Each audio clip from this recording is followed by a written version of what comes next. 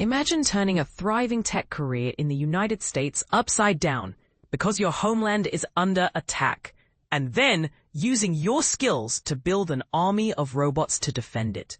This is the remarkable story of Lyuba Shipovich, a woman whose journey from a successful software engineer and tech entrepreneur to a pioneer of Ukraine's military robotics reveals a powerful blend of determination, innovation, and patriotism.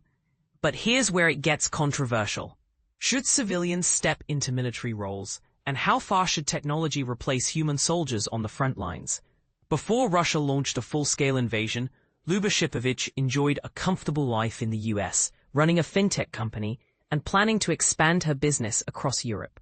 When the war began, she didn't hesitate. She closed her fintech firm, ensured her employees were paid 3-month salaries, and joined the military industry, and returned to Ukraine to contribute to her country's defense. Before the war, I was building a successful fintech company with big plans for European markets. Russia destroyed those plans overnight, Shipovich explained. Determined to support Ukraine's resistance, she decided to apply her technical knowledge to military innovation. After connecting with the non-profit Razum for Ukraine, which she had co-founded back in 2014, Shipovich helped initiate Dignitas. However, within Razum, debates emerged. Some wanted to maintain a humanitarian focus, while others, including Shipovich, pushed for more direct military support.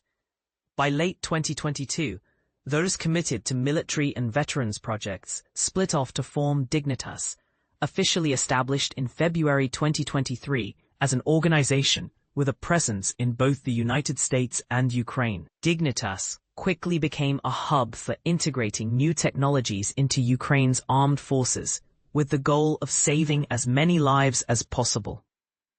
Dmytro Kovun, the president and co-founder of Dignitas, shared how they first popularized affordable, first-person view (FPV) drone technology, making it accessible to wide audiences, and are now extending that success to ground robotic systems.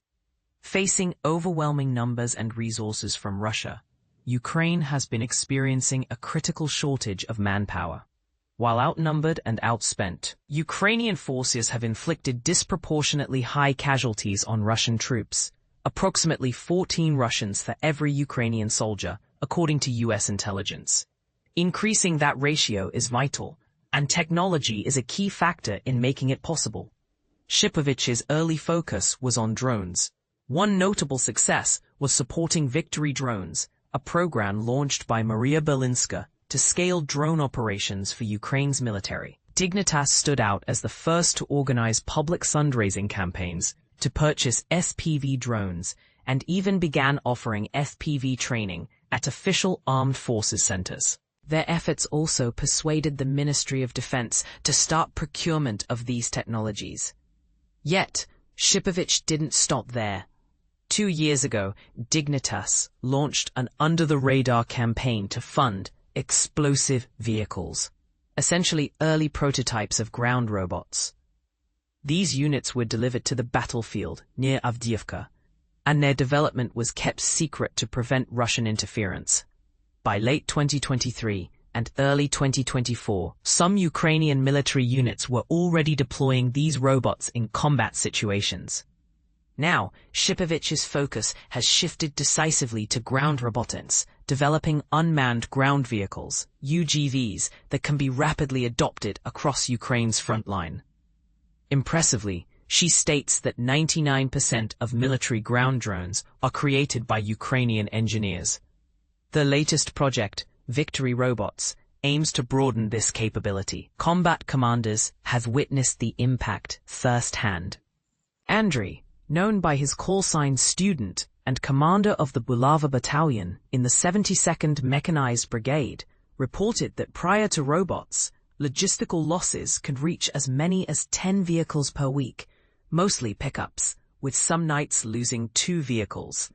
Costas, or El Greco, from the 3rd Assault Brigade, shared that his unit uses ground robots several times a night, primarily for logistics and casualty evacuations. These machines offer wounded soldiers precious chances for safe evacuation, a role that is growing increasingly crucial. However, widespread deployment faces challenges. Stable communication systems. Multiple teams are now working hard to engineer affordable yet dependable battlefield communication networks. Serhiy Kuzin, chairman of the Ukrainian Security and Cooperation Center and former defense advisor, pointed out that while drones, especially kamikaze and FPV types, are widely used, ground robotics still have limited availability within combat units. Shipovich highlights that volunteer groups like hers are often more agile than government efforts, rapidly prototyping, testing, and deploying minimum viable products directly on the front lines. They help troops overcome bureaucratic hurdles, particularly where uncertified gear is concerned. Through demonstrating successful use cases, they then advocate for official government adoption. Remarkably, Ukraine has now certified over 200 robotic models. Her team has built strong relationships with Ukraine's General Staff and Ministry of Defense leadership. Yet, not all frontline units readily embrace these new technologies, as additional training and maintenance demands can pose burdens. Despite this resistance, Shipovich and her colleagues continue to innovate, creating solutions that bring frontline needs and institutional leadership closer together.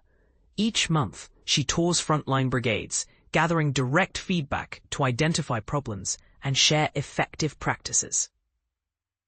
Her mission includes connecting isolated units so they can exchange solutions, boosting collective effectiveness across the battlefield. Alexander, known as Ghost, a ground robotics platoon commander in the Antares battalion, emphasized the vital role volunteers like Dignitas play. They bridge the gap between developers and soldiers, enabling rapid testing and adaptation of technologies to actual combat conditions, and ensuring usable tools reach the front lines quickly, he said. While the long-term vision is to have ground robots operate autonomously, Shipovich acknowledges this technology remains in its infancy. Unlike FPV drones that can follow preset routes and lock onto targets if communication is lost, UGVs navigate much more complex and unpredictable environments. Frontline roads can be altered suddenly by shelling or mines, making it difficult for robots to rely on repeated paths. AI capabilities for ground robots today are confined to specific scenarios, and even aerial drones have yet to perfect fully reliable autonomous targeting. There is also a nuanced debate here. Should robots fully replace infantry, and if so, when? Shipovich believes it's a worthy goal to get soldiers out of direct combat, but cautions it won't happen overnight. Looking toward the future, she envisions a radically transformed frontline equipped with an advanced technological shield supported by robust digital infrastructure. Robots, she explains, need rest like humans, not in the form of food or water, but in terms of electricity and maintenance. Ukraine's next-generation defenses will likely incorporate LTE networks, Wi-Fi bridges, and underground systems tailored specifically for robotic warfare. These won't resemble traditional static trenches, but will be networks.